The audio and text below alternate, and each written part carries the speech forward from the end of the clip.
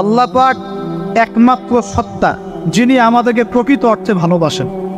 বাকি যত কিছু আছে আমাদের চারপাশে, এই ভালোবাসাগুলোর পিছনে একটা একটা স্বার্থ থাকে। কথা বুঝতে পারছেন না? মনে সন্তানকে অনেক ভালোবাসেন, বুঝলাম, পিতামাতা, কিন্তু এই সন্তান যদি আপনার মনের মতো করে না চলে, একসময় কিন্তু আপনিও সন্তানের উপর রুষ্ট হবেন না? স্ত্রীর জন্য এত কিছু করছেন, দেখবেন কোনো একদিন আপনি করতে পারলেন না, দেখবেন সেদিনই আপনাকে একদম ধুয়ে রেখে দিবেন। এমন হয় কি না? তা আমাদের ভালোবাসাগুলোর পিছনে কোনো স্বার্থ থাকে কি না? আর এই যে জেনা চলছে, এই জেনার মধ্যে মূল স্বার্থটা কি? যৌনতা। মূল স্বার্থ কি? ছেলেও চায় মেয়েকে ভোগ করতে, মেয়েও চায় ছেলেকে ভোগ, এবং বলে না না এটা পবিত্র ভালোবাসা, আমরা বিয়ে করার জন্যই জেনা করেছি না, তাই না? বলে না, আমরা তো বিয়ে করবো, সমস্যা কি? ফ্রি মিক্সিং করলে কি সমস্যা? তাহলে বিয়ে যদি করবা তাহলে মেলামেশা বিয়ের পরেই করো, ব্যাস, নিঃস্বার্থ প্রমাণ হবে। বিয়ে যদি করার উদ্দেশ্য থাকে তাহলে বিয়ের আগে আর দেখা সাক্ষাৎ করো না, কথাবার্তা বলো না, একবার বিয়ে করো তারপরে করো, তখন দেখবেন না না এটাতে রাজি না। তার মানে স্বার্থ এখানে আছে। তাহলে নিঃস্বার্থভাবে কি আমাদেরকে ভালোবাসে? অতএব প্রিয় ভাইয়েরা এবং বোনেরা যারা শুনছেন লেকচার, নিঃস্বার্থভাবে যে সত্তা আমাদেরকে ভালোবাসেন, সেই সত্তাকে ভালোবাসতে শিখুন। আল্লাহ পাক তৌফিক দান।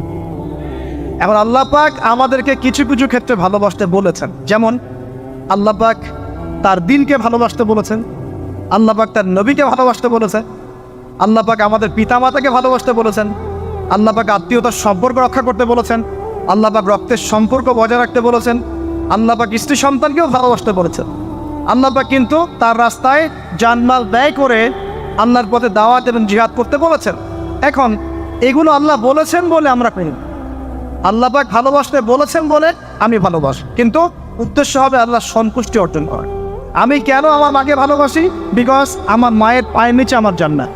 আল্লাহ ভালোবাসতে বলেছেন তাই বাসি। আমি কেন বাবাকে ভালোবাসি? আল্লাহ ভালোবাসতে বলেছেন তাই ভালোবাসি। আমি কেন আমার স্ত্রীকে ভালোবাসবো? কারণ আল্লাহ পাক ভালোবাসতে বলেছেন তাই বাসি। আমি কেন আমার সন্তানকে ভালোবাসবো? আল্লাহ পাক বলেছেন নেককার সন্তান আমার জন্য ওসিলা হবে, এই জন্যে ভালোবাসি। আল্লাহ পাক আমাকে বলেছেন নবীকে ভালোবাসতে, আমি নবীকে ভালোবাসবো। আল্লাহ পাক যে বিষয়গুলোকে ভালোবাসতে বলেছেন আমরা অবশ্যই ভালোবাসবেন। কিন্তু আল্লাহ পাক কি আমাকে হারাম এই 14ই ফেব্রুয়ারির এই ভ্যালেন্টাইন্স ডেকে ভালোবাসতে বলেছেন? আল্লাহ পাক ইহুদি খ্রিস্টানদের সংস্কৃতিকে ভালোবাসতে বলেছেন? আল্লাহ পাক জেনা করতে বলেছেন? এই ফ্রি মিক্সিং করতে বলেছেন? আল্লাহ পাক পতিতালয় রাত কাটাতে বলেছে? গার্লফ্রেন্ডকে ফুল দিতে বলেছে? আল্লাহ রাব্বুল আলামিন কি বলেছে বিয়ের আগে শারীরিক সম্পর্ক করো? আল্লাহ পাক বলেছে যে আজকে সকালে সম্পর্ক করো, কালকে ব্রেকআপ, তারপর আরেকটা মেয়ের সাথে, তারপর আরেকটা ছেলের সাথে? আল্লাহ পাক ফোনে এসব প্রেম করতে বলেছে?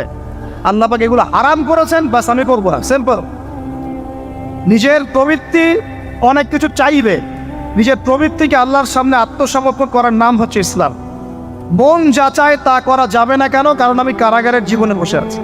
কারাগারের মধ্যে মন যা চায় তাই করা যাবে। এই কাজগুলো কখন করব? আমি বিয়ে শাদী করার পরে করব। বিয়ে শাদী করবেন, আপনি স্ত্রীকে নিয়ে ঘোরেন, স্ত্রীকে নিয়ে আল্লাহর সৃষ্টি দেখেন, স্ত্রীকে নিয়ে আপনি বাইকে ঘোরেন, রিক্সায় ঘোরেন, চটপটি খান, ফুচকা খান, আইসক্রিম খান, কোনো সমস্যা নেই। এবার তো যুবকরা বলবো যে ভাই বিয়ে শাদী তো দেয় না, কি করব? আমি পরামর্শ দিচ্ছি বড় ভাই হিসেবে, প্রথমে হালাল রিজিকের সোর্স করতে হবে। রিজিকের সোর্স না করে বিয়ে করা যাবে না, আত্মসম্মান থাকবে না। তাও পুরুষ মানুষের আত্মসম্মান কখন চলে যায়? যখন হাত পাততে হয় তখন। যখন আপনি রিজিকের সোর্স তৈরি করেছেন, আপনি স্বাবলম্বী, আপনি মাশাআল্লাহ মাসে 10, 20, 30 হাজার টাকা আর্ন করেন, বা 1 লাখ 2 লাখ টাকা আর্ন করেন, আলহামদুলিল্লাহ, কারো কাছে হাত পাততে হয় না, সবাই দেখবেন আপনাকে সম্মান দিবে। যখন আপনার অন্যের কাছে হাত পাততে হবে তখন দেখবেন স্ত্রীও সম্মান করছে না। তো এই জন্য ডিগনিটি আগে, ডিগনিটি ফার্স্ট। আপনার ডিগনিটি অর্জন করতে হলে একটা হালাল উপার্জনের সোর্স লাগবে, এক। তারপরে পিতামাতাকে বোঝানোর চেষ্টা করবে। যদি কাউকে পছন্দ করেও থাকেন, না দেখেই বা শুনে যে হ্যাঁ ওখানে একজন নিন্দার মেয়ে ইত্যাদি, তাহলে পারিবারিকভাবে বিয়ের প্রস্তাব পাঠান, নিজে পণ্ডিতি করতে যাবেন, পারিবারিকভাবে পাঠাবেন। যদি রাজি হয় আলহামদুলিল্লাহ, রাজি না হলে কি নিজে নিয়ে পালাই যাবেন? এই কাজ করতে যায় না। ইস্তেখারা করবেন। কি করবেন? ইস্তেখারা। 2 রাকাত নফল নামাজ পড়ে আল্লাহর কাছে দোয়া করবেন। হিসনুল মুসলিম বইটা কিনবেন, ওখানে দেখবেন ইস্তেখারার দোয়া আছে। ইস্তেখারা মানে হচ্ছে আল্লাহর সাথে পরামর্শ করা। আল্লাহ আমি এই কাজটা করতে যাচ্ছি, যদি কাজটা আমার জন্য ভালো হয়, আমার দুনিয়া আখিরাতের জন্য ভালো হয়, আল্লাহ কাজটাকে তুমি সহজ করে দাও, আল্লাহ কাজটার মধ্যে বরকত দান করে দাও। আর যদি এই কাজটা দুনিয়া আখিরাতের জন্য খারাপ হয়, আল্লাহ তুমি কাজটাকে সরায় দাও, আমাকেও কাজটা থেকে সরায় দাও। এটা হচ্ছে ইস্তেখারা। এই দোয়া বেশি বেশি করলে ইনশাআল্লাহ আল্লাহর পক্ষ থেকেই ফয়সালা হয়। আর এই জায়গায় বেশি ব্যতিব্যস্ত হবেন না। অনেক সময় কিন্তু ফ্যান্টাসিতে ভুগি আমরা, অস্থির হয়ে যায়। অস্থির হলেই ডিসিশন নিতে ভুল হবে, অস্থির হলেই ডিসিশন নিতে ভুল হবে। স্থির থাকতে হবে। নিজেকে স্থির রাখার জন্য কি করবেন? বেশি বেশি নফল রোজা রাখবেন। বেশি বেশি কি করবেন? নফল রোজা রাখবেন। আর ভালো কাজে ব্যস্ত রাখবেন নিজেকে। ভালো কাজে কি করবেন? ব্যস্ত রাখবেন। একা একা থাকলে আর এই যে খারাপ সার্কেলের মধ্যে থাকলেই মাথার মধ্যে শয়তান ভর করবে, তখন দেখবেন অস্থির হয়ে গেছেন আপনি। স্থির হওয়ার চেষ্টা করেন, ভালো কাজে ব্যস্ত রাখেন, হালাল পথ অবলম্বন করে হারাম থেকে বেঁচে থাকেন। এখন যে জায়গায় আসছিলাম, এখান থেকে আস্তে আস্তে শেষের দিকে যাবো। দেখুন, আল্লাহ পাক যে বিষয়গুলোকে ভালোবাসতে বলেছেন আমি ভালোবাসব। এই ভালোবাসা জায়েজ, হালাল। এই ভালোবাসার উদ্দেশ্য আল্লাহর সন্তুষ্টি অর্জন করা। এই ভালোবাসার উদ্দেশ্য এই নয় যে আমি যাকে ভালোবাসি তার কাছে আমি কিছু প্রত্যাশা করছি না, আমি কিছু প্রত্যাশা করছি না, আমি প্রত্যাশা করছি আল্লাহর সন্তুষ্টি। তখন দেখবেন সে আপনাকে কষ্ট দিলেও আপনি সবর করতে পারবেন। কেন সবর করতে পারবেন? কারণ আপনি তো আল্লাহর সন্তুষ্টির জন্য তাকে ভালোবাসছেন, আপনার তো কোনো স্বার্থ নাই। এখন আপনি দেখবেন রিল্যাক্স থাকতে পারবেন, সম্পর্ক টিকেও থাকবে এবং আপনি ক্ষমা করতে পারবেন মানুষকে। যখন নিজের চাওয়াটাকে আপনি ইনফোর্স করতে চাইবেন, তখন কিন্তু আপনি এই সম্পর্ক নষ্ট করে ফেলতে পারেন, আর আপনি হক পাচ্ছেন না। সামনে আসেন। এবার আমরা কি ওয়াদা করতে পারি যুবক ভাইরা, ইনশাআল্লাহ তাআলা আমরা হারাম পথে যাব না, হালাল পথে থাকবো। পশ্চিমাদের এই মদতপুষ্ট এই সো কল্ড ভালোবাসা দিবসের এই স্রোতে আমরা গা ভাসাবো না। আমরা কি ওয়াদা করতে পারি? আমরা কি ওয়াদা করতে পারি যে ইনশাআল্লাহ আমরা হালালভাবে বিয়ে শাদী করবো, কোনো হারামে যাবো না ইনশাআল্লাহ? এই সমাজ থেকে জেনা বন্ধ করতে হবে, এই সমাজ থেকে ফ্রি মিক্সিং বন্ধ করতে হবে, এই সমাজ থেকে সমস্ত পতিতালয়কে বন্ধ করতে হবে। বন্ধ করে আমরা সামাজিক উদ্যোগ নিয়ে প্রয়োজনে আমাদের পলিটিক্যাল পাওয়ারকে কাজে লাগিয়ে সমস্ত পতিতালয়গুলো বন্ধ করে ওই মেয়েদের রিজিকের জন্যে আমরা বিকল্প ব্যবস্থা করবো ইনশাআল্লাহ। আমরা টাকা পয়সা একত্রিত করে তাদের জন্য কর্মসংস্থান করতে পারি না? এইগুলো কাজ করে নারীর অধিকার প্রতিষ্ঠা করা যায় না? নাকি রাস্তাঘাটে গেলে স্লোগান দিয়ে প্রতিষ্ঠা করা যাবে? সমস্ত যে নোংরা জায়গাগুলো আছে এগুলো বন্ধ করে ওই মেয়েরা কিন্তু কারো মা, ওরা দেখবেন কারো বোন, কারো স্ত্রী বা কারো সহধর্মিনী কিছু একটা হবে। তারাও কিন্তু মানুষ, তারাও মানুষ, হয়তো অন্ধকার জগৎ হারিয়ে গেছে, দালালের খপ্পরে পড়েছে বা পেটের দায় পরে কাজ করছে। যদি আমরা তাদের জন্য বিকল্প ব্যবস্থা করে দিতে পারি, আল্লাহ পাক আমাদেরকে তৌফিক দান করুন, তাদের জন্য কর্মসংস্থানের ব্যবস্থা করতে পারি, একটা মেয়েও এই হারাম পথে যাবে না ইনশাআল্লাহ। আমরা কি এভাবে নারীর অধিকার প্রতিষ্ঠা করতে পারি না? আমরা কি এতিম মেয়েদের দায়িত্ব নিয়ে করতে পারি না? আমরা কি সমাজের বিধবা মেয়েদেরকে বিয়ে করতে পারি না? তালাকপ্রাপ্ত মেয়েদের দায়িত্ব নিতে পারি না? মেয়েদের অধিকার নিয়ে অনেক কথা বলা হয়, কিন্তু এই কথাগুলো থাকে খালি বলি, বাস্তবতা নয়। বাস্তবে কয়জন ছেলে এতিম একটা মেয়েকে বিয়ে করে দেখিয়েছে? কয়জন ছেলে একটা বিধবা মেয়েকে বিয়ে করার সাহস করেছে? কয়জন ছেলে একটা তালাকপ্রাপ্ত একটা মেয়েকে বিয়ে করে দেখিয়েছে হ্যাঁ আমি তার দায়িত্ব নিলাম? এবার দেখুন, শেষ করার আগে আমি এদিকে কয়েকটা পয়েন্টস বলে শেষ করছি। এখন আমরা বুঝতে পারলাম যে আল্লাহ পাক পুরো সৃষ্টি জগৎকে ভালোবাসেন। আল্লাহ পাক আমাকে ভালোবাসেন, আপনাকে ভালোবাসেন বলেই আজকে আপনি এখানে বসে আছেন। আল্লাহ পাক আপনাকে ভালোবাসেন বলেই লক্ষ লক্ষ কোটি কোটি মানুষ এখন জেনা করছে, আজকের দিনে আপনি ওয়াজ মাহফিলে বসে আছেন। আল্লাহ পাক আপনাকে ভালোবাসেন বলেই আপনি আল্লাহকে সেজদা দেওয়ার তৌফিক পেয়েছেন। আপনি লা ইলাহা ইল্লাল্লাহ কালিমা শিখেছেন, আপনি এই যে কোরআন পড়তে শিখেছেন, কোরআন পড়ছেন, হাদিস পড়ছেন, নবীর দ্বীনের প্রতি মহব্বত আছে, আল্লাহ আপনাকে ভালোবাসেন বলেই হচ্ছে। কখন বুঝবেন আল্লাহ আপনাকে ভালোবাসছে? যখন আল্লাহ পাকের অনুমোদিত কাজগুলো আপনার ভালো লাগবে। নামাজ পড়তে ভালো লাগছে, রোজা রাখতে ভালো লাগছে, কোরআন তেলাওয়াত করতে ভালো লাগছে, আল্লাহর জিকির করতে ভালো লাগছে, আলেম ওলামার সাথে থাকতে ভালো লাগছে, ঠিক আছে? আল্লাহর হালাল কাজগুলো যখন ভালো লাগবে বেশি বেশি, বুঝবেন আল্লাহ আপনাকে নিন খাত মহব্বত পায়। আর যখন আল্লাহ পাকে নিষেধগুলো, হারাম, মদ আমার ভালো লাগে না, জেনা ভালো লাগে না, আমার খারাপ জিনিস দেখতে ভালো লাগে না, খারাপ শুনতে ভালো লাগে না, বুঝবেন আল্লাহ আপনাকে ভালোবাসে। আর যখন দেখবেন খারাপের পিছনে আপনার ঝোঁক বেশি, দুর্নীতি করতে ভালো লাগে, সুদ খাইতে ভালো লাগে, ঘুষ খাইতে ভালো লাগে, কাউকে ঠকাইলে মনে আমি স্মার্ট হয়ে গেল, হ্যাঁ, মানুষের টাকা আত্মসাৎ করতে ভালো লাগে, নামাজ না পড়ে ঘুম দিতে ভালো লাগে, ঠিক আছে? রমজান মাসে বিড়ি টানতে ভালো লাগে, ঠিক আছে? মেয়ের সাথে যে টাঙ্কি মারতে ভালো লাগে, তখন বুঝবেন যে আল্লাহ আপনাকে এখনো ভালোবাসেন বা আপনি আল্লাহর ভালোবাসা পাওয়ার যোগ্যতা হারিয়ে ফেলেছেন। আল্লাহ পাক আমাদেরকে বোঝার তৌফিক দান। এখন আসি, আল্লাহ পাক এবং তার রাসূল আমাদেরকে এমন কি কি কাজ বলেছেন যেই কাজগুলো করলে আমরা সরাসরি আল্লাহর ভালোবাসা পাবো, ঠিক নাই? আমি অল্প কয়েকটা কাজ বলে শেষ করছি। এক নাম্বার আল্লাহ এবং তার রাসূল আমাদেরকে জানিয়েছেন আমরা যদি তাওহীদের উপর থাকতে পারি, একত্ববাদ, লা ইলাহা ইল্লাল্লাহ, আল্লাহর ভালোবাসা পাবো ইনশাআল্লাহ।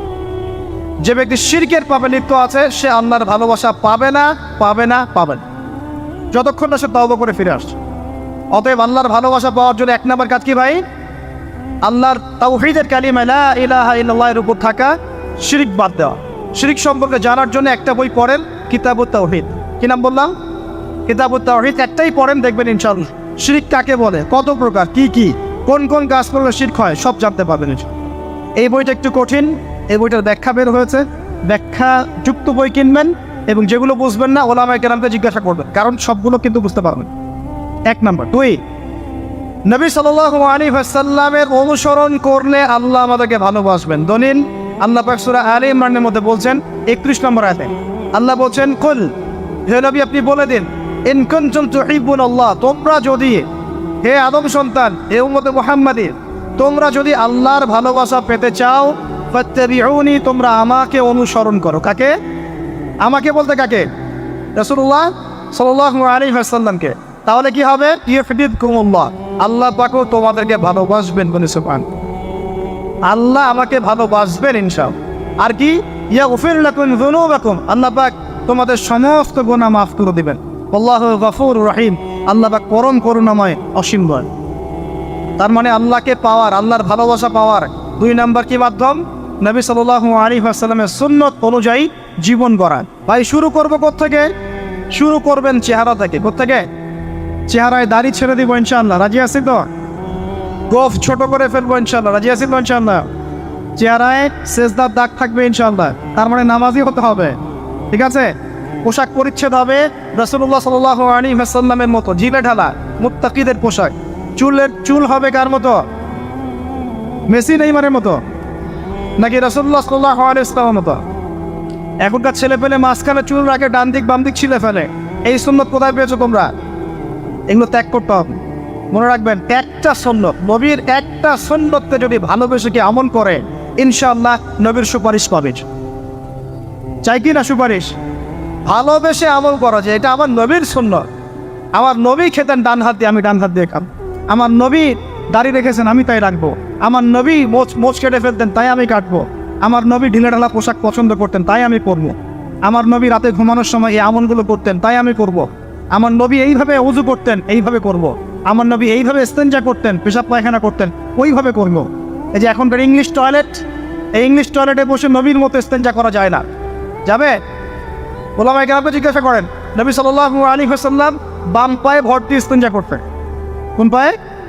এখন বসেন ইংলিশের উপরে, বাম পায়ে কেমনে বসবেন? সম্ভব? ওই যে আমি বলি, এটা মজা করে বলি, কষ্ট থেকেও বলি, একদম বৈশ্বিক পলিটিক্যাল সিস্টেম থেকে শুরু করে বাথরুমের টয়লেট পর্যন্ত সব কিছুই চলছে পশ্চিম আদর্শে। এখন সব কিছু, এভরিথিং, একদম বাথরুমের কমোড পর্যন্ত। এখন তো কমোডও উঠাই দিস, এখন সামনে একটা বালতি রেখে দেয় গামলার মতো, এখানেই পেশাব করতে হয়। দেখেন নাই মনে হয় আপনারা, দেখবেন অচিরে এগুলো আসতেছে সামনে, দাঁড়ায় বসার কোনো সুযোগ নেই। আর সবগুলো মাপ সমান। কারো হাইট যদি 6 ফুট, কারো 5 ফুট হয়, তখন কি হবে? অ্যাডজাস্ট করতে হবে ধরে তখন, নাকি? যুবকরা বুঝতে পারছে, তখন কাউকে লম্বা হতে হবে, কাউকে খাটো হতে হবে। মাপ তো সমান, আর সবার মাপ যদি সমান না হয় এমন কি হবে? হ্যাঁ, আল্লাহ পাক বোঝার তৌফিক দেন। এইগুলো শয়তানি না বলেন।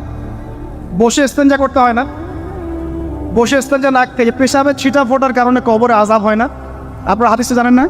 নবীজি একটা কবরের পাশ দিয়ে যাচ্ছেন, তিনি থেমে গেলেন, থেমে গিয়ে বলছেন এই কবর দুটোতে আযাব হচ্ছে। কি হচ্ছে? কবরের আযাব। তিনি জানলেন কেমন করে? আল্লাহ পাক তাকে জানিয়েছে, আল্লাহ পাক তাকে খবর দিয়েছেন এই কবর দুটো কি হচ্ছে? আযাব। নবীজি বলছেন এই কবর দুটোতে বড় কোনো পাপের কারণে আযাব হচ্ছে না। সাহাবীরা বলছেন তাহলে কি কারণে হচ্ছে ইয়া রাসূলুল্লাহ? তিনি বলছেন একজন পেশাব পায়খানা করে স্পেশালি পেশাব করে এই ছিটা ফোটা থেকে সে সতর্ক থাকতো না। পেশাব করে ওই যে বলেন আমাদের ছেলেরা, প্যান্ট খারাপ ভাই, নামাজে যেতে পারবো না, নামাজে ডাকলে বলে ভাই প্যান্ট নষ্ট। তোমরা ভালো করে হাদিসে শোনো, এই ব্যক্তি বড় কোনো পাপ করে নাই, সে পেশাব করার পরে পবিত্র হতো না, মানে এর ছিটা ফোটা থেকে সাবধান থাকতো না, এই কারণে কবরে আযাব দেওয়া হচ্ছে, বলেন নাউজুবিল্লাহ। অন্য হাদিসে নবীজি বলছেন বেশিরভাগ কবরের শাস্তি পেশাবের ছিটা ফোটার কারণে হয়। আস্তাগফিরুল্লাহ, বলেন নাউজুবিল্লাহ। এই টয়লেটগুলোর মধ্যে পেশাবের ছিটা ফোটা লাগে না, নাপাকি লাগে না, এগুলো শয়তানি না বলেন। আরেকটা কবর, সেই কবরে তিনি বলছেন এই কবরে আযাব দেওয়া হচ্ছে এই ব্যক্তি চগলখড়ি করতো। কি করতো? চগলখড়ি, মানে একজনের কথা আরেকজনকে লাগাইতো, আরেকজনের কথা আরেকজনকে লাগাই। এই কাজ করে না এখন সমাজের মানুষ? এই কাজ কিছু ফেসবুক আর ইউটিউবারও করো তোমরা।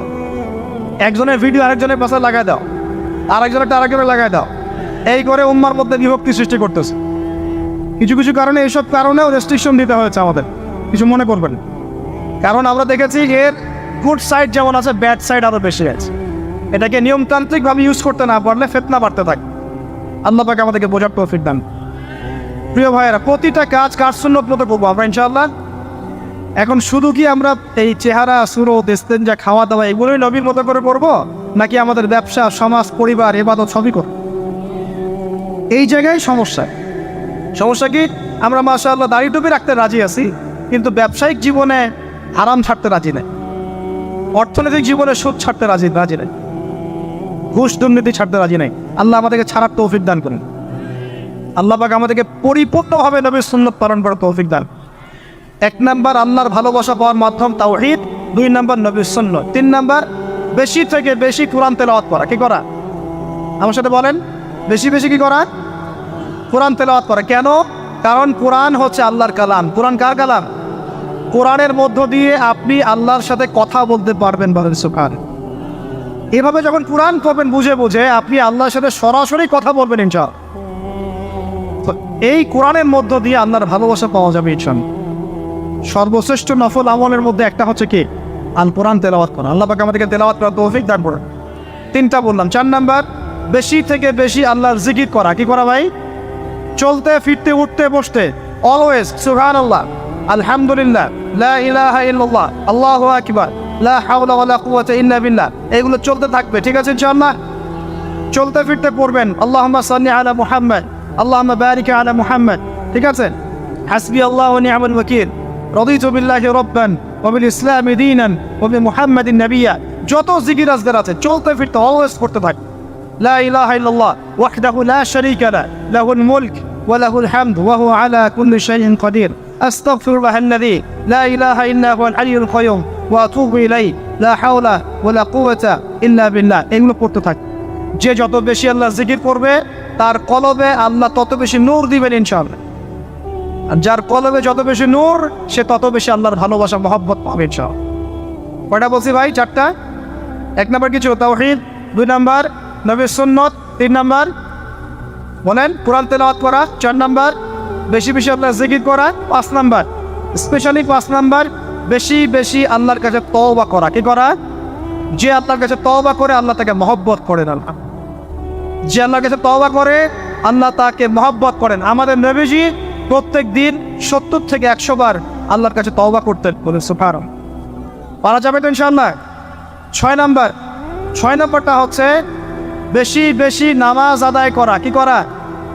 আল্লাহকে পাওয়ার জন্য শ্রেষ্ঠ মাধ্যম হচ্ছে সেজদা করা। কি করা? আর সেজদা করা হয় সবচেয়ে শ্রেষ্ঠভাবে নামাজের মধ্য দিয়ে। কিসের মধ্য দিয়ে? ওয়াদা করতে পারি তো ইনশাআল্লাহ 5 ওয়াক্ত নামাজ পড়বো রেগুলার। কোনো রকম যদি বাধ্যবাধকতা না থাকে, ওজন না থাকে, তাহলে মসজিদে গিয়ে পড়বো ইনশাআল্লাহ। পারবো তো ইনশাআল্লাহ? রমজান মাসে নামাজ শক্ত করে ধরবো ইনশাআল্লাহ। ঈদের পর ছেড়ে দিব ইনশাআল্লাহ। ঈদের পর ছেড়ে দিব কি? ঈদের পরেও ধরে রাখতে হবে ইনশাআল্লাহ তাআলা। আমাদের সমাজে মাশাআল্লাহ রমজান মাসে সবাই পাক্কা মুসল্লি হয়ে যায়, তাই না? কারণ শিকল দিয়ে বাধা থাকে শয়তানও মুক্ত হয়। ঈদের দিন ঢাকঢোল ধুমধারাক্কা গান বাজা শুরু হয়, তাই না? আল্লাহর ওয়াস্তে রমজানের শিক্ষাগুলো ধরে রাখবো ইনশাআল্লাহ তাআলা। আমরা সবাই 5 ওয়াক্ত নামাজ আদায় করবো ইনশাআল্লাহ রমজান মাসে। আর দৈনিক কমপক্ষে 12 রাকাত নফল নামাজ পড়বেন। সুন্নত বা নফল 12 রাকাত কমপক্ষে। কীরকম 12 রাকাত? ফজরের নামাজের আগে 2, জোহরের আগে 4, পরে 2, ঠিক আছে 6 আর 2 8 হলো। মাগরিবের পরে 2, এশার পরে 2। এই 12 রাকাত নামাজ যে দিনের বেলা পড়ে, মানে একদিনে 24 ঘন্টায় পড়ে, আল্লাহ পাক তার জন্য জান্নাতে একটা করে ঘর নির্মাণ করেন। এর জানতেন? দৈনিক 12 রাকাত সুন্নত বা নফল পড়লে আল্লাহর কাছে একটা করে জান্নাতে ঘর পাওয়া যাবে। আর জান্নাত উর্বর জায়গা। আপনি যদি চান আপনার জায়গায় বেশি বেশি গাছ লাগাতে, খালি পড়বেন সুবহানাল্লাহিল আযীম ওয়া বিহামদিহি, সুবহানাল্লাহিল আযীম ওয়া বিহামদিহি, একটা একটা করে খেজুর গাছ জন্মাবে ইনশাআল্লাহ। বলবেন সুবহানাল্লাহি ওয়া বিহামদিহি সুবহানাল্লাহিল আযীম, আর বলবেন সুবহানাল্লাহিল আযীমি ওয়া বিহামদিহি, জান্নাতে গাছ রোপণ হবে ইনশাআল্লাহ। এটা গেল 6 নাম্বার, নামাজ বেশি বেশি পড়। 7 নাম্বার, জি বলছি, 7 নাম্বারটা হচ্ছে, আমি আর 4টা বলে শেষ করছি। 7 নাম্বারটা হচ্ছে যে সৃষ্টির সেবা করা। কি করা ভাই? একটা হাদিস আছে যে ইরহামু মান ফিল আরদ ইয়ারহামুকুম মান ফিস সামা, তোমরা জমিনবাসীর প্রতি রহম করো, আসমানবাসী তোমাদের উপর রহম করবে ইনশাআল্লাহ। আল্লাহর ভালোবাসা পাওয়ার অন্যতম মাধ্যম হচ্ছে জমিনবাসীর প্রতি রহম করেন। মুসলিম অমুসলিম সবাই মানুষ কিনা? যারা আমাদের সাথে যুদ্ধে লিপ্ত নাই তারা তো আমাদের ভাই নাকি? যারা যুদ্ধে লিপ্ত আছে এরা শত্রু হতে পারে, যারা যুদ্ধে লিপ্ত নাই তারা তো আমাদের ভাই নাকি? তাদের বিপদ আপদের পাশে দাঁড়াবো না? একটা প্রাণীর অধিকার যদি আপনি রক্ষা করেন, একটা বিড়ালকে পানি না দেওয়ার অপরাধে এক মহিলা জাহান্নামে গিয়েছে, আর একটা কুকুরকে পানি পান করানোর সোয়াবের এই কাজের বিনিময়ে এক মহিলা জান্নাতে গিয়েছে। তো পশু পাখির অধিকার যেখানে ইসলাম কথা বলেছে, এখানে পুরো মাখলুকের প্রতি আমাদের রহম দিল থাকতে হবে। আমাদের সবাইকে দয়া ভালোবাসা দেখাতে হবে ইনশাআল্লাহ। আল্লাহ পাক আমাদেরকে ভালোবাসবেন। 8 নাম্বারটা কি? এটা বেশি ইম্পর্টেন্ট শোনেন। 8 নাম্বারটা হচ্ছে আল্লাহর জন্যে কাউকে ভালোবাসা, আল্লাহর জন্য ঘৃণা কর। একটা এই হাদিসগুলো পড়তে পড়তে আমি আসলাম গাড়িতে। আল্লাহ পাক বলেছেন, শোনেন, আল্লাহ পাক বলেছেন কিয়ামতের মাঠে আল্লাহ পাক বলবেন, নিজেই বলবেন যে আইনা মুতাহাবুনা বিজালালি, আমার ইজ্জতের জন্য যারা পরস্পরকে ভালোবাসতো এরা কোথায়? আল্লাহ পাক ঘোষণা করবেন কোথায় তারা? যারা আমার জন্য পরস্পরকে ভালোবাসতো। আল্লাহ বলবেন আলিয়াউমা, আজকে আজিল্লুহুম, আমি ওদেরকে ছায়া দিব, ফি জিল্লি, আমার আরশের ছায়ায়। বলেন সুবহানাল্লাহ। ইয়াউমা লা জিল্লা ইল্লা জিল্লি, যেদিন আমার এই আরশের ছায়া ছাড়া অন্য কোনো ছায়া থাকবে না। মানে কিয়ামতের মাঠে আল্লাহর আরশের ছায়া ছায়া পাবে কারা? যারা পরস্পরকে আল্লাহর জন্য ভালোবাসতো। এই যে আমরা এখানে আছি, আমরা কি একে অপরকে আল্লাহর জন্য ভালোবাসি না? আমি কি আপনাদেরকে চিনি? আপনারা কি আমাকে চিনেন? এই যে আপনারা আলেমন আমাদেরকে ভালোবাসেন, ইসলামকে ভালোবাসেন, কিসের জন্য বাসেন? আল্লাহর জন্য। এই আল্লাহর জন্য যারা পরস্পরকে মহব্বত করে, আল্লাহ পাক তাদেরকে আরশের ছায়া ছায়া দিবেন ইনশাআল্লাহ। আরও একটা নেকি আছে, বলবো? শোনেন, আরেকটা হাদিসে আসছে কিয়ামতের মাঠে স্পেশাল কিছু মিম্বর থাকবে। মিম্বর চিনেন? যেখানে দ্বারা ইমাম সাহেব খুতবা দেয়, এরকম মিম্বর থাকবে। এই মিম্বরগুলো হবে নূরের মিম্বর। কিসের? নূর মানে কি? আলো, আলো, আলো, নূরের মিম্বর থাকবে। কিয়ামতের মাঠে কি আলো থাকবে? এমনিতে মাঠটা তো অন্ধকার। ওই অন্ধকার মাঠে নূরের মিম্বর আল্লাহ পাক দিবেন কাদেরকে? যারা পরস্পরকে এই আল্লাহর জন্য মহব্বত করত। আর নবীগণ শহীদগণ তাদের দিকে তাকায় থাকবে, তাকায় নবীগণ শহীদগণ পর্যন্ত এই মানুষগুলোকে দেখে ঈর্ষা করবে, কাশ আমরাও যদি এমন হতে পারি। চিন্তা করে আল্লাহর জন্য পরস্পর মহব্বতকারীদেরকে আল্লাহ পাক এমন সম্মান দিবেন যেটা দেখে নবীগণ পর্যন্ত ঈর্ষা করতে পারে। তাহলে আমরা কি আল্লাহর জন্য পরস্পরকে মহব্বত করতে পারি কিনা? এটা হলো 8। 9 নাম্বার, আল্লাহর জন্যই ঘৃণা করতে হবে। আল্লাহর জন্য ঘৃণা কেমন? যেমন কেউ ইসলামকে পছন্দ করে না, কটূক্তি করে, ইসলামের এইটা ভালো না ওইটা ভালো না, ইসলামের সাথে দুশ্মনী করে ভিতর থেকে বাইরে থেকে, আপনি ওদেরকে ভালোবাসতে পারবেন না। যদি আল্লাহর দুশ্মনদের সাথে আপনার ভালোবাসা থাকে তাহলে আপনি আল্লাহর দুশ্মনের কাতারে অন্তর্ভুক্ত হয়ে যান। এখন বলেন দেখি, সারা বিশ্বে ইসলামের দুশ্মন কারা? বলেন। গায়রিল মাগদুবি আলাইহিম ওয়ালাদ-দাল্লিন, মাগদুব কারা, দাল্লিন কারা? এটা তো অনেকেই জানে না। সাহাবীরা বলছেন, ইয়া রাসূলুল্লাহ, এখানে যে আমরা বলছি গায়রিল মাগদুবি আলাইহিম ওয়ালাদ-দাল্লিন, আল্লাহ আমাদেরকে মাগদুবদের থেকে বাঁচাও, দাল্লিনদের থেকে বাঁচাও। মাগদুব আর দাল্লিন কারা ইয়া রাসূলুল্লাহ? নবীজি বলছেন, আল মাগদুব, মাগদুব হচ্ছে হুমুল ইহুদি, ইহুদিরা হচ্ছে মাগদুব, যাদের উপর আল্লাহর গজব পড়েছে। আর দাল্লিন হুমুল নাসারা, নাসারারা হচ্ছে দাল্লিন, কারণ তারা আল্লাহ পাকের সন্তান সাব্যস্ত করেছে। ঈসা আলাইহিস সালামকে আল্লাহ সন্তান বলেছে। বলেন নাউজুবিল্লাহ। এখন সারা বিশ্বে এরা মুসলিমদের সাথে দুশ্মনী করছে না? আমরা যদি ব্যক্তিগতভাবে, সামাজিকভাবে বা পলিটিক্যালি ওদের সাথে বন্ধুত্ব করে চলে, আমরা কি আল্লাহ দুশ্মনদের সাথে শরীক হলাম না? খুব খেয়াল রাখতে হবে। আল্লাহর জন্য ভালোবাসা, আল্লাহর জন্য দুশ্মনী। আল্লাহ পাক আমাদেরকে বোঝার তৌফিক দান। এবং সবশেষ যেটা 10 নাম্বার, সেটা হলো আল্লাহওয়ালা মানুষ যারা, সেই মানুষদের সাথে মহব্বত রাখলে আল্লাহ আপনাকে ভালোবাসেন। আল্লাহওয়ালা মানুষদের সাথে মহব্বত রাখতে চান, নাকি আপনার এই জেনাগারি গার্লফ্রেন্ডের সাথে আপনি মহব্বত রাখতে চান? কার সাথে মহব্বত রাখতে চান? আমাদের সামনে কি রাসূল সাল্লাল্লাহু আলাইহি ওয়াসাল্লামের আদর্শ নাই? আল্লাহ পাক আমাদের সবাইকে আল্লাহওয়ালা মানুষদেরকে ভালোবাসার তৌফিক দান এবং তাদের সোহবতে থাকার তৌফিক দান করুন। মনের ভিতর থেকে সমস্ত রকম হিংসা, বিদ্বেষ, অহংকার, রিয়া, পরশ্রী কাতরতা এগুলোকে দূর করার তৌফিক আল্লাহ পাক দান। আমরা দোয়া করি আল্লাহ পাক সবাইকে তাওহীদপন্থী হওয়ার তৌফিক দান করি, নবীর সুন্নতের উপর আমল করার তৌফিক দান। কেউ উঠবেন না, বসেন। নবী সাল্লাল্লাহু আলাইহি ওয়াসাল্লামের উম্মত হিসেবে তার সুন্নতকে সর্বোচ্চ অগ্রাধিকার দেওয়ার তৌফিক দান। আল্লাহ পাক আমাদের সবাইকে আল্লাহ যাদেরকে ভালোবাসতে বলেছেন তাদেরকে ভালোবাসার তৌফিক দান।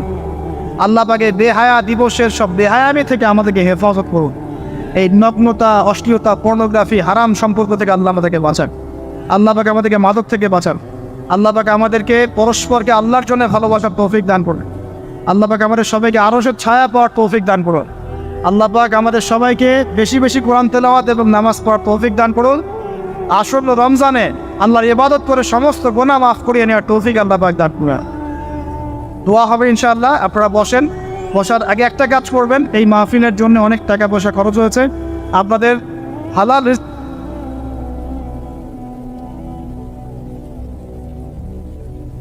মানিকগঞ্জবাসী কেমন আছেন? আলহামদুলিল্লাহ, আলহামদুলিল্লাহ। আপনাদের ভালোবাসায় আজকে আমি মুগ্ধ, আলহামদুলিল্লাহ। এই জন্য আপনাদের সকলের প্রতি আমার পক্ষ থেকে আন্তরিক মোবারকবাদ। জাযাকুমুল্লাহ খায়রান, আহসানুল জাযা। আমরা দোয়া করি আজকের এই মাহফিল যারা আয়োজন করেছেন, যারা অর্থ দিয়েছেন, সময় দিয়েছেন, শ্রম দিয়েছেন, প্রশাসনিক সহযোগিতা করেছেন, আল্লাহ পাক সকলের নেক হায়াতকে লম্বা করুন এবং দুনিয়া এবং আখিরাতে আল্লাহ পাক সুখী করুন, আমিন। আজকে 14ই ফেব্রুয়ারি 2023 বিশ্বজুড়ে পালিত হয়ে যাচ্ছে একটি চরম নির্লজ্জ এবং জাহিলিয়াতে পূর্ণ দিবস, যার নাম কি? বিশ্ব ভালোবাসা দিবস। আচ্ছা, তবে আজকে আমরা পবিত্র কোরআন এবং সুন্নাহ থেকে ভালোবাসা সংক্রান্তই আলোচনা করবো ইনশাআল্লাহ। চলবে তো ইনশাআল্লাহ? সমকালীন প্রেক্ষাপটের সাথে ভালোবাসার বিষয়টা আমি পবিত্র কোরআন এবং সুন্নাহ থেকে আমার ক্ষুদ্র জ্ঞানে উপস্থাপন করার চেষ্টা করছি ইনশাআল্লাহ তাআলা। ওয়া মা তাওফীকি ইল্লা বিল্লাহ, আলাইহি তাওয়াক্কালতু ওয়া ইলাইহি উনীব। আমরা আলোচনা শুরু করতে চাই পবিত্র কোরআনুল কারীমের সূরা নাহল এর 89 নম্বর আয়াত থেকে। আল্লাহ রাব্বুল আলামিন উক্ত আয়াতে বলছেন, বা'দা আউযু বিল্লাহি মিনাশ শাইতানির রাজীম, বিসমিল্লাহির রহমানির রহিম। মহান আল্লাহ বলেন, ওয়া নাযালনা আলাইকাল কিতাবা তিবয়ানান লিকুল্লি শাই ওয়া হুদা ওয়া রাহমাতান ওয়া বুশরা লিল মুসলিমিন। আল্লাহ রাব্বুল আলামিন বলছেন, হে নবী মুহাম্মদ সাল্লাল্লাহু আলাইহি ওয়াসাল্লাম, আমি তোমার প্রতি এমন একটা কিতাব নাজিল করেছি যে কিতাবটা হচ্ছে তিবয়ানান লিকুল্লি শাই, প্রত্যেকটা বিষয়ের ব্যাখ্যা, ওয়া হুদান, এবং একই সাথে এই কিতাবটা হচ্ছে হেদায়াত, ওয়া রাহমাতান, এবং দয়া, অনুগ্রহ, ওয়া বুশরা লিল মুসলিমিন, এবং মুসলিম জাতির জন্যে এই কিতাবটা হচ্ছে বুশরা বা সুসংবাদ। আল্লাহ পাক আল কোরআনুল কারীমকে এখানে বলছেন যে, হে নবী, আমি আপনার প্রতি এমন একটা কিতাব নাজিল করেছি, অর্থাৎ আল কোরআন, যেই কোরআন হচ্ছে প্রতিটা বিষয়ের ব্যাখ্যা। বলি সুবহানাল্লাহ। 1 2 নাম্বার, এই কোরআন হচ্ছে হেদায়াত, পুরো মানব জাতির জন্য আল কোরআনে আছে হেদায়াত, আলহামদুলিল্লাহ। এরপর আল্লাহ পাক বলছেন, শুধু হেদায়েতই নয়, কোরআন হচ্ছে রহমা, অর্থাৎ দয়া, অনুগ্রহ, আলহামদুলিল্লাহ। এবং বুশরা লিল মুসলিমিন, যারা মুসলিম হবে, অর্থাৎ কোরআন সুন্নাহর সামনে আত্মসমর্পণ করবে, নিজের ইচ্ছাকে সমর্পণ করবে, তাদের জন্য কোরআন হচ্ছে বুশরা বা সুসংবাদ, আলহামদুলিল্লাহ। এই আয়াতের মধ্যে আমরা একটা বিষয়ে লক্ষ্য করি, আল্লাহ পাক বলতে চাচ্ছেন যে আল্লাহ রাব্বুল আলামিন কুরআনুল কারীমের মধ্যে প্রতিটা বিষয়ই ব্যাখ্যা করেছে। তার মানে আমরা কিভাবে ইবাদত করব কোরআনে বলা আছে, আমরা কিভাবে কোরআন তেলাওয়াত করব, তাসবিহ তাহলিল করব, জিকির আজগার করব, কোরআনে বলা আছে। আমরা কিভাবে পরিবার গঠন করব, কোরআনে বলা আছে। আমরা কিভাবে সমাজ চালাবো, অর্থনীতি চালাবো বা পলিটিক্যাল সিস্টেমগুলো ডিল করবো, নিঃসন্দেহে কোরআনে এটা বলা আছে। আমরা মানবো বা মানবো না সেটা ইচ্ছা, ইখতিয়ার আমাদের। এই স্বাধীনতা আল্লাহ আমাদেরকে দিয়েছেন, কিন্তু আল্লাহ পাক বলছেন আল্লাহ রাব্বুল আলামিন আল কোরআনের প্রতিটা বিষয় ব্যাখ্যা করেছেন, বলেন সুবহানাল্লাহ। দ্বিতীয় প্রশ্ন হচ্ছে, এখন কোরআন কি শুধু কোরআন দিয়ে বুঝলেই হবে নাকি হাদিসেরও প্রয়োজন আছে? উত্তর হচ্ছে রাসূলুল্লাহ সাল্লাল্লাহু আলাইহি ওয়াসাল্লামের সুন্নাহ এবং হাদিসগুলোর প্রয়োজন অবশ্যই আছে। দলিল আল্লাহ পাক সূরা হাশর এর 7 নম্বর আয়াতে বলছেন, ওয়ামা আতাকুমুর রাসূলু ফাখুযু। রাসূলুল্লাহ সাল্লাল্লাহু আলাইহি ওয়াসাল্লাম তোমাদেরকে যা যা দিয়েছেন সব গ্রহণ করো। এটা নিয়ে বাকবিতণ্ডা করো না। রাসূল যা যা দিয়েছেন সব নিয়ে নাও, চুপচাপ নিয়ে নাও। ওয়ামা নাহাকুম আনহু ফানতাহু। রাসূলুল্লাহ সাল্লাল্লাহু আলাইহি ওয়াসাল্লাম যা যা থেকে নিষেধ করেছেন চুপচাপ ছেড়ে দাও। এখন রাসূল যা দিয়েছেন এবং যা থেকে নিষেধ করেছেন এটা আমরা পাচ্ছি হাদিসের মধ্যে। কোথায়? হাদিসে, অর্থাৎ কোরআন এবং হাদিসকে মিলেই হলো ইসলাম। আর এই ইসলামকে আল্লাহ পাক বলছেন আল্লাহর কাছে একমাত্র গ্রহণযোগ্য দিন বা কমপ্লিট কোড অফ লাইফ, জীবন ব্যবস্থা। আল্লাহ পাক আরও বলছেন এই ইসলাম ছাড়া অন্য কোনো দিন আল্লাহর কাছে গ্রহণযোগ্য নয়। কেউ যদি ইসলাম ছাড়া অন্য কোনো দিন তালাশ করে কোশ্চিনকালেও তার কাছে কোনো আমল কবুল করা হবে না। আল্লাহ পাক এটাও বলছেন সূরা মাঈদার 3 নম্বর আয়াতে গিয়ে যে কোরআন এবং সুন্নাহ কেন্দ্রিক এই ইসলাম হচ্ছে একটা পরিপূর্ণ দিন, যেখানে সংযোজন বা বিয়োজনের কোনো সুযোগ নাই। এখন আল্লাহ পাকের কথা যদি সত্য হয়, তাহলে আমরা যে বিশ্বে বসবাস করছি এই বিশ্বেরও প্রতিটা বিষয়কে কোরআন সুন্নাহ দিয়ে ব্যাখ্যা করা যাবে কিনা? এই বিশ্বে আমরা দেখছি জালেমদের উত্থান, মজলুমদের আর্তনাদ, এটা কোরআন সুন্নাহ আছে কিনা? তাহলে এই বিশ্বে আমরা দেখছি আল্লাহ রাব্বুল আলামিনের যে বিধান, লা ইলাহা ইল্লাল্লাহ এর যে ভিতরের একটা অর্থ যে আল্লাহ পাকের বিধান ছাড়া কোনো বিধান চলবে না, অথচ আমরা বিশ্বে দেখছি যে আল্লাহর বিধানকে পাশ কাটিয়ে মানুষের রচিত বিধান দিয়ে বিশ্ব চালাচ্ছে।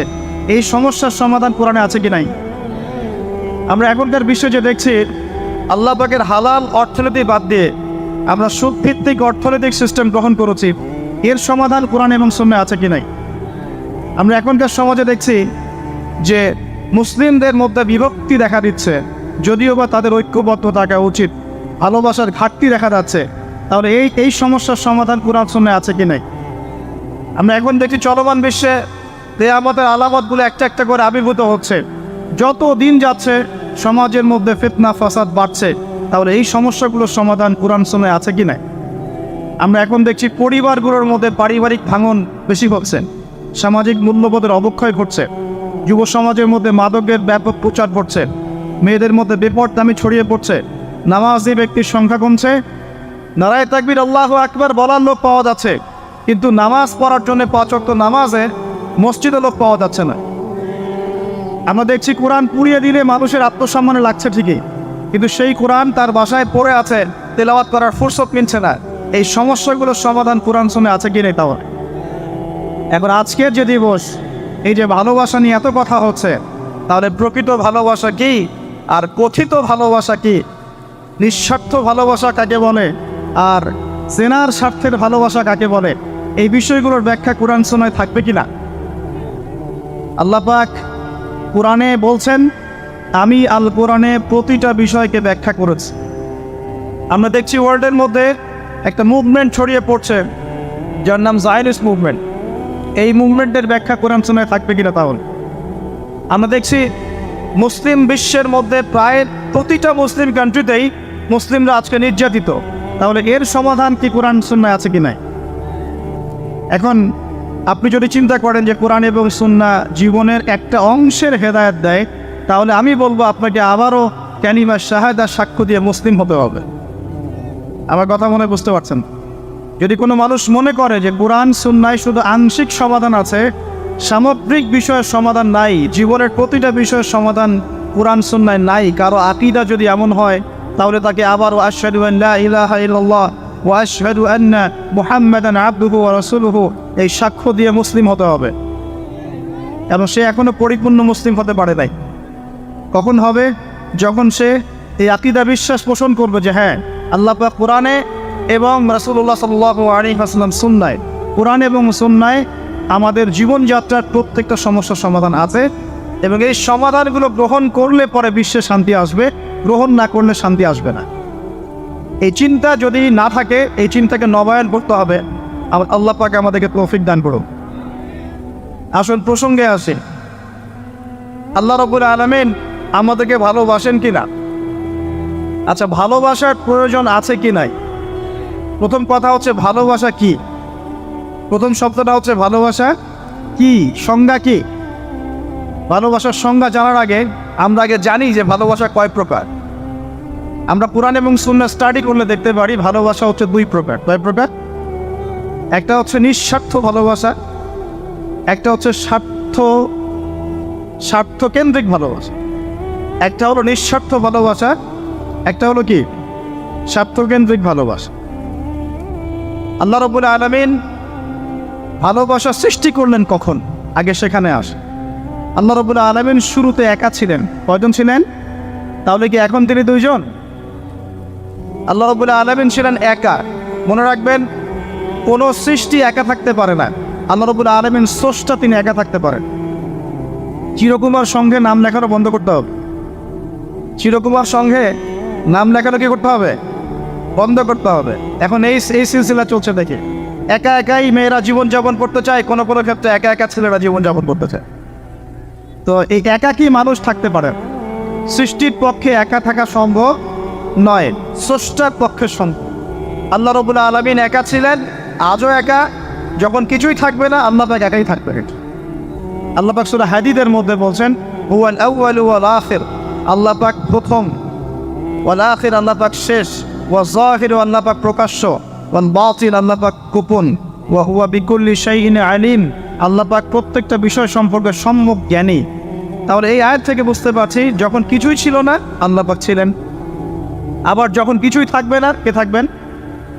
এমনটা আল্লাহ সূরা আর রহমানে বলেছেন কুল্লু মান আলাইহা, বলেন কুল্লু মান আলাইহা, সব কিছু কি হবে? ফানা হয়ে যাবে। ফানা মানে একদম ধ্বংস হয়ে যাবে। ওয়ায়াবকা ওয়াজহু রাব্বিকা যুল জালালি ওয়াল ইকরাম, কি বাকি থাকবে? আল্লাহ রাব্বুল আলামিনের সত্তা বাকি থাকবে।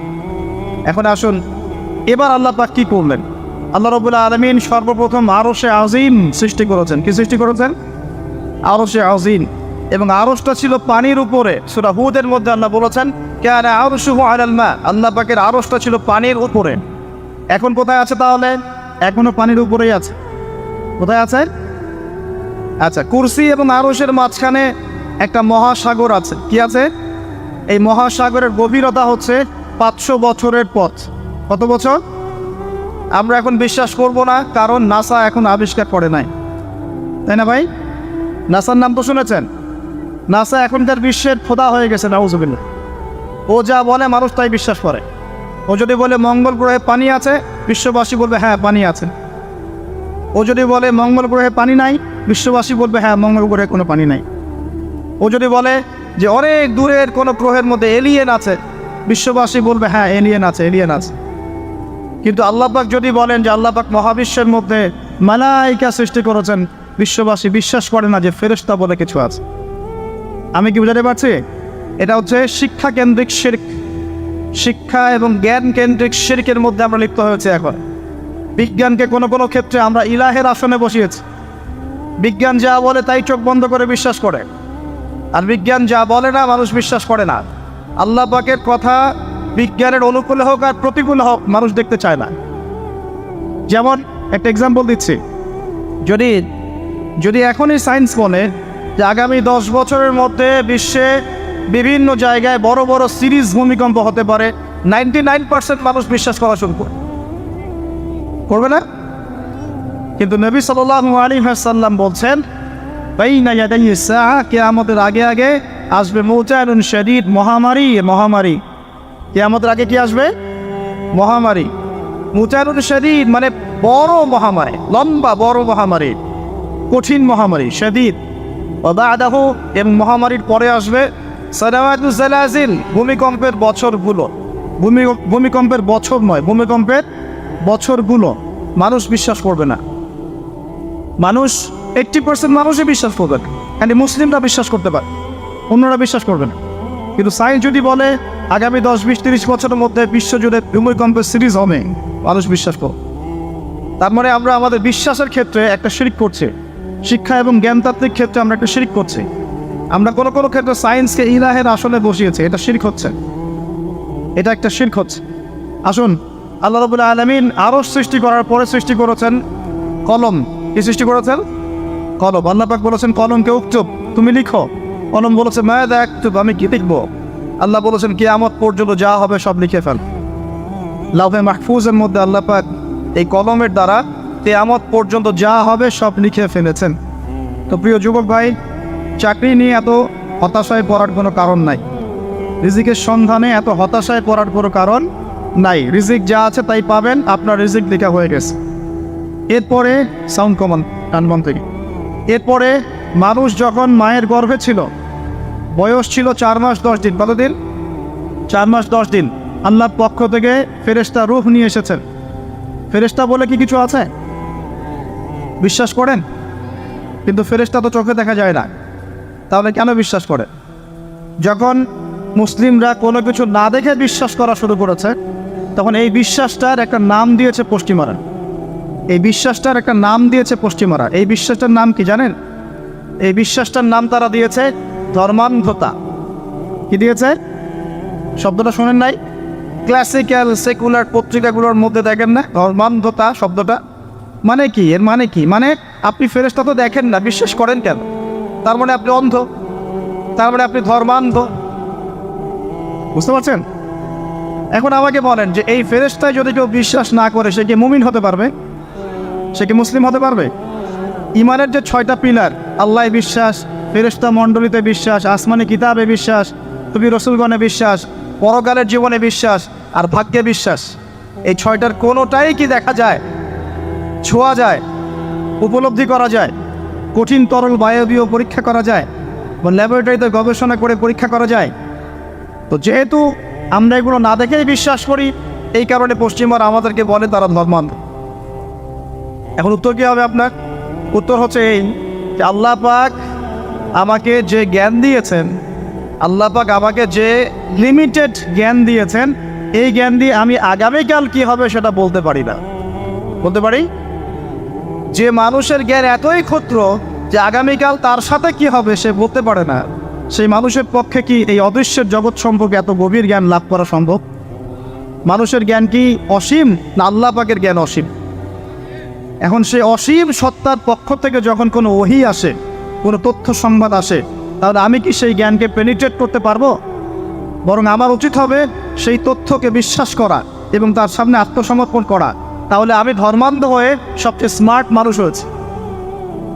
যারা আল্লাহ পাকের ওহীতে বিশ্বাস করে সে হচ্ছে সবচেয়ে স্মার্ট মানুষ। কারণ আল্লাহ পাকের ওহীর সব জ্ঞান তো আমি ভেদ করে যেতে পারবো না, কারণ আমি তো আগামীকাল কী হবে তাই জানি না। আগামীকাল কি হবে তাই যে জানে না, সে কিভাবে পরকালের জীবনকে ব্যাখ্যা করবে?